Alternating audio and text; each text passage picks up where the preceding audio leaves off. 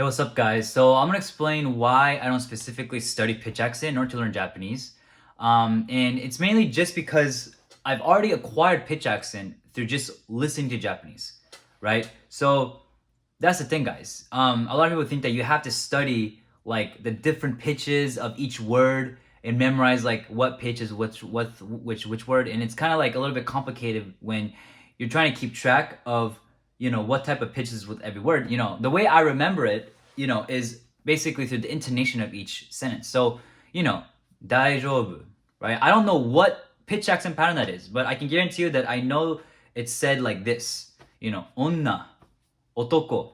I know it's said like that. Like I don't have to like guess like am I saying it right or am I saying it with the right pitch? It's like it's always been said as if I'm gonna say like daisuki.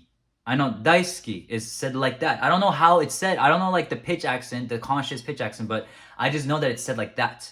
It's said in this pitch, right? Same with ame and ame, right? Like the difference between rain and candy in Japanese. Like I can tell the difference between the pitches, right? And this is usually done by listening alone. So you don't necessarily have to learn pitch accent. I am very close to a perfect accent in Japanese, and I never studied pitch. That's because I learned predominantly through listening, watching anime and stuff. So when you listen to the language and you kind of avoid reading for a little bit, you can allow your ears to kind of bloom and tune itself into the sound of the language, right? So that's why I never really like had to worry about pitch, because it's like I knew how every word was said. It's like not only do I know the consonants like the furigana, but I know that it's said in this intonation, just like how otoko is said in this, like, or like ototo is said in this intonation. Like I don't know any other way than saying it like ototo.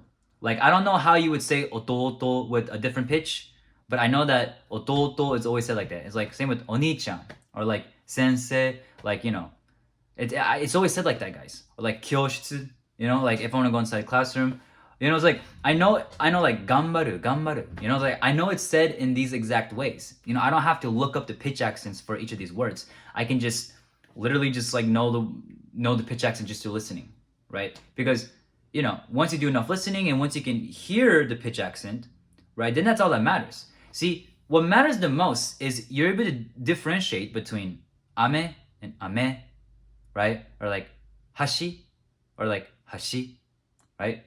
Ohashi, like ohashi. But yeah, it's kind of confusing because if you go to Kansai, then if you go to Osaka, they switch the pitch accent, and it's different than Tokyo, so it gets a little bit confusing. They kind of say honmani, instead of hontoni, so it's a little bit confusing to switch between the dialects. So even like Japanese people, like sometimes they kind of confuse like different pitch accents.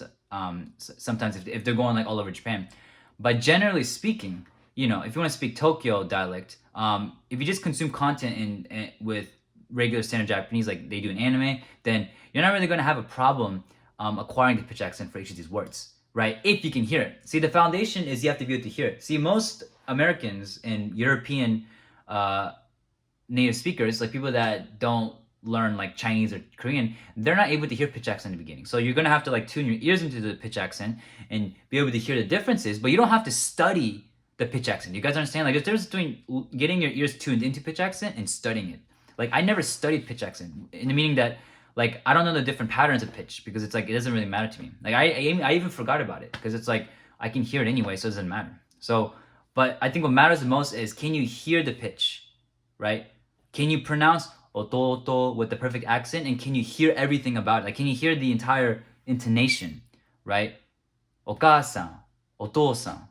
Can you hear the intonation, and can you say it perfectly with the perfect accent? And can you have a native right next to you confirm to you that it's a perfect accent and it's said with perfect intonation? Right? That's all that matters. Like once you have that down, then if you just go immerse yourself in a language and listen to a lot of Japanese, you can obtain very close to a perfect accent just by doing that, and without even studying pitch. So that's one reason why I don't really study pitch. Just because like I don't see the importance of knowing those things consciously, right? Because I subconsciously acquire pitch through listening alone.